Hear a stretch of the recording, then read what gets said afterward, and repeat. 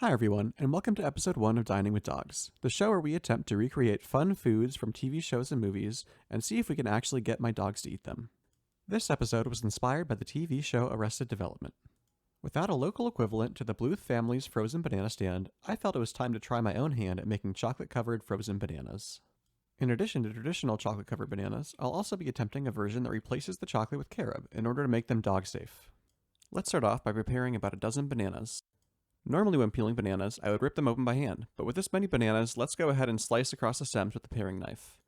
Remove the peel from each banana and set them out on a baking sheet lined with wax paper. Once all our bananas are peeled, go ahead and insert a wooden skewer into each banana to act as a handle. If you want smaller portion sizes, you can cut your bananas in half before skewering, but let's be real, I'm probably going to eat most of these in a single sitting. Once our bananas are properly skewered, let's go ahead and place our baking sheet into the freezer. I ended up freezing my bananas overnight, but you could probably get away with moving on to the next step after 4 to 6 hours or so.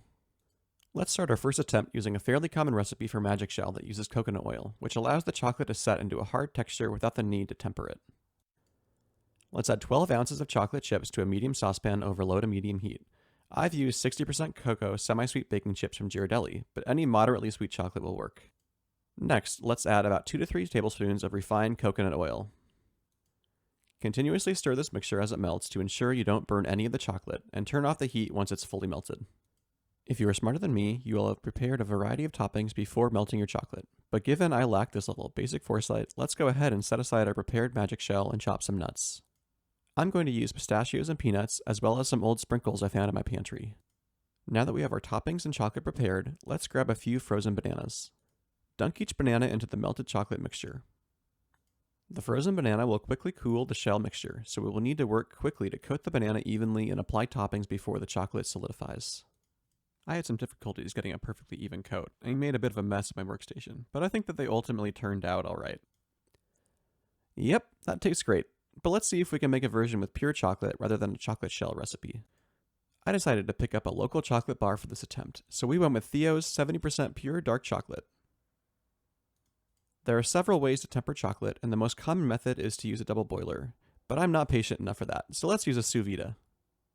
We'll chop 4 of these bars up and place them into a 100% pure silicone sous vide bag. Making sure there isn't too much air inside the bag and that it's totally sealed, we'll place the chocolate into a water bath and heat it using our sous vide up to 120 degrees for several minutes. This should melt the crystalline structure of the cocoa butter and allow us to reform the crystals to the desired phase. Cocoa butter is polymorphic in that it has 6 different solid crystalline phases that form under different temperatures and durations. I haven't been able to find an accurate phase diagram for cocoa butter, but I do know that the phase 5 crystals that give nicely tempered chocolate the snap and sheen we desire will form around 90 degrees Fahrenheit, but form more quickly in the low 80s. So once our chocolate has completely melted, let's go ahead and drop the temperature down to 82 degrees and let the chocolate develop at this temperature for about 15 minutes. Because this is below the melting point for phase 4 crystals, we will need to subsequently raise the chocolate temperature in order to dissolve any of these and create a homogeneous phase 5 solution.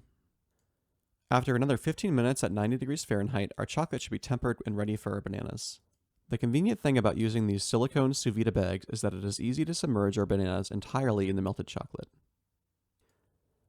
Unfortunately, it's actually very difficult to get a thin and consistent coating of this chocolate on the bananas because it is cooler than our previous Magic Shell recipe and hardens exceptionally quickly. The first banana turned out okay, but subsequent bananas further cooled the chocolate to the point that it wasn't really sticking to the bananas at all. Well, at least they taste good, but I definitely wouldn't recommend this over the previous method. Okay, now that we've made enough bananas for our own consumption, let's make a dog-safe option. We'll be using carob instead of cocoa powder. Similar to cocoa, carob grows on trees and pods and has a flavor that to me is reminiscent of chocolate with a more nutty flavor. And I now realize that I probably should have frozen some bite-sized slices for the dogs. But no worries, I'll just hack some of my previously frozen bananas down to a more reasonable doggy size. Back to our fake chocolate carob shell. We'll start by mixing about 100 grams Anthony's brand organic carob powder with 100 grams of refined coconut oil. This may sound like a lot of coconut oil, but a normal chocolate bar contains a significant amount of cocoa butter, so we need a decent fat content in these if we don't want the carob to be overpowering. Okay, that doesn't really taste great. Let's go ahead and mix in a little sugar. While I typically try not to give any sugar to the dogs, it's not much worse for them than it is for us, so I don't stress too much over letting them eat small quantities. I still think this is missing something. Let's go ahead and add about 50 grams of peanut butter for some extra nuttiness. That's better. Alright, now that we have a nice thin and even consistency, let's try coating our bananas. We'll take the frozen banana pucks and dip them in the carob, then roll them around in one of our toppings. My finger's getting pretty messy, but fortunately we don't have too many of these to make. Okay, we still have a few full bananas left, so let's make some human-sized carob bananas as well.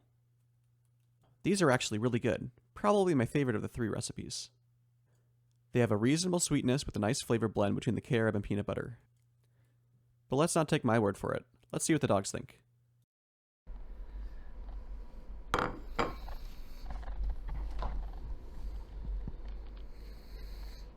Come.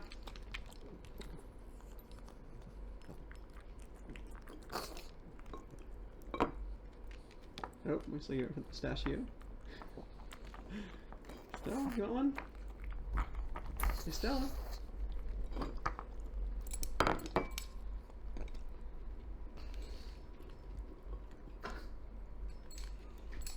Nope, she doesn't know. What do you think? I'm a bad cook? You don't want it? You're just gonna leave it there? You sure? No? Alright. I guess not. You finish it, Poe? You want Stella's? You want Stella's? Come on.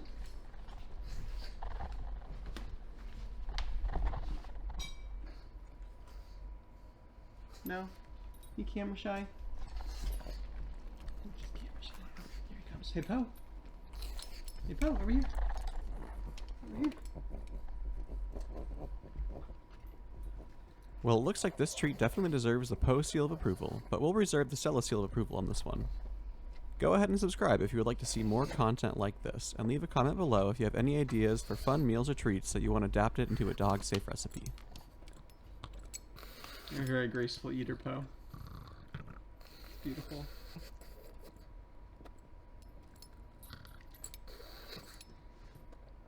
You snooze, you lose, Stella.